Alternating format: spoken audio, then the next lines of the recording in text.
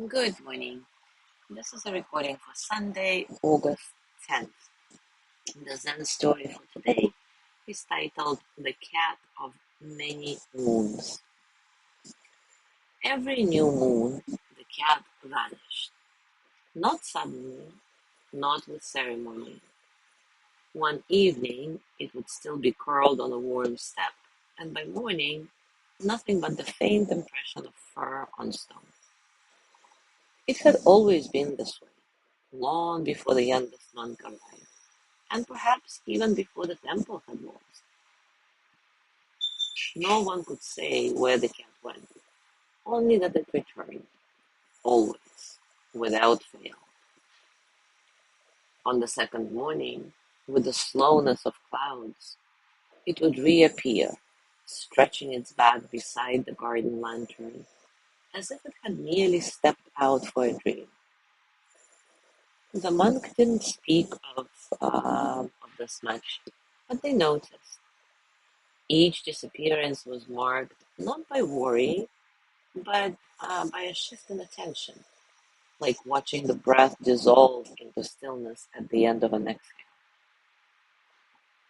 They began to sit a little longer on new moon nights, one lantern lit, a bowl of water placed beneath the stars, a silent bow to what cannot be held. The youngest monk once asked, "Where does the cat go?" The master, stirring tea, replied, "Wherever you go when you stop looking." That answer troubled the young monk in the way only truth can. For many nights he pondered it, and the more he sat, the more he noticed how much of life was always slipping. Tea cooling before the first sip, wind fading before it could be named, questions turning to silence before they were answered. In time, the monk began to watch the cat more closely. Its movements were subtle, almost off-rhythm from the world around it. It never begged, never chased birds, never scratched.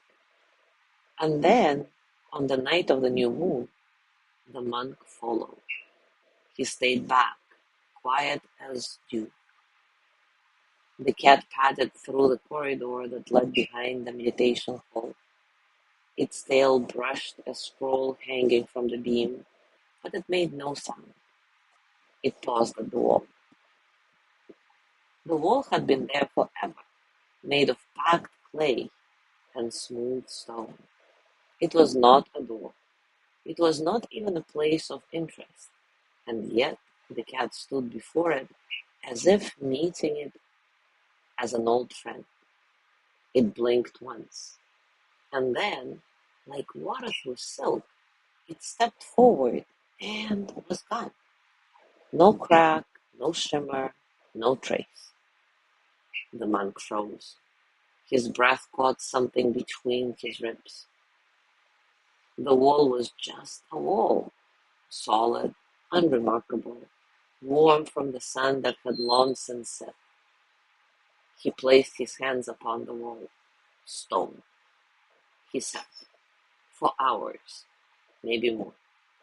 The cat did not return that night, nor the next, nor the next. The monk stopped sleeping. He sat in the courtyard night after night, watching the wall, waiting for the shimmer, the blink, the answer. Others began to notice. The master came to him, placed a small blanket on his shoulders, and sat behind him. The monk whispered, "It's gone." The master nodded. "Yes." "I thought I saw it leave. I could understand." "But did you?" The monk looked down at his hands. "I think I understand what I don't understand." "Then it may return." "When?" The master smiled. "When you are not watching." They sat together at the sun as the sun rose and the stars peeled away. And just as the first bell of the morning sounded, the cat brushed past it, it yawned, licked its paw, curled into the monk's lap without a sound.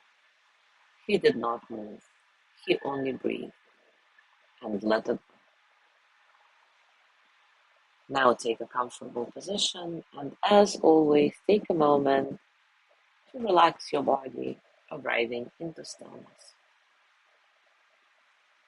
Maybe close your eyes and take a few nice, satisfying breaths in and out.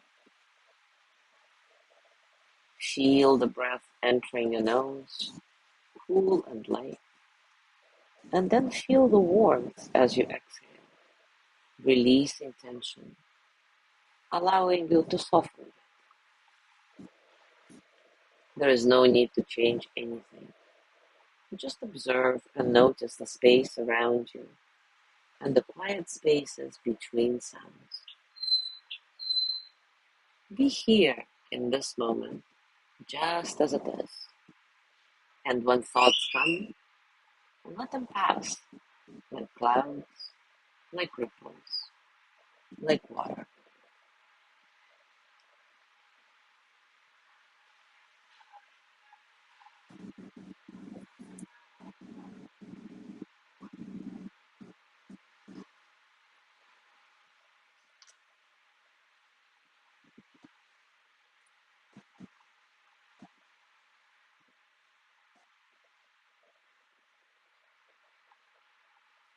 Now bring your hands to your heart and send the energy of loving kindness to yourself.